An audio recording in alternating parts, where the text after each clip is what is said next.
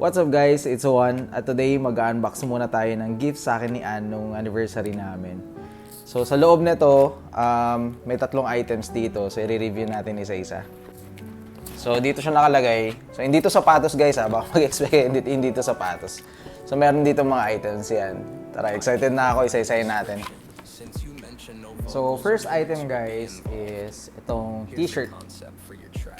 Ayan. Sobrang ganda nito, aesthetic. Ayan o. So, saktong-sakto to sa summer outing namin, magagamit ko to. Ayan. Ayan siya. Guys, is itong BT Pop ni Funko. So, ito yung bagong design or bagong series ni Funko, guys. Na mga BT Pop. So, of course, nandito yung BT Pop. Tapos, meron na silang mini enclosure. Sa case na to kay Sonic, arcade. Yan siya. So, pwede mo siyang ilagay dun sa loob. Ayan. Tatanggalin mo siya dun sa outer box niya. Tapos, lalagay mo siya dun sa likod ng arcade. So, ito yung bagong Toothless, guys, from Dragons. Ayan siya.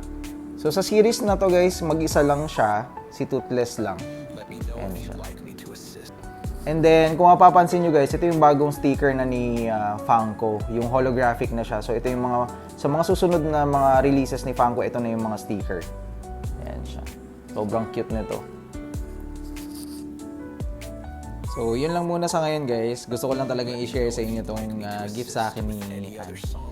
So, marami pa tayong videos guys na i-upload. So, abangan nyo. Tapos, follow nyo na rin tong page. Maraming salamat. Happy hunting and God bless.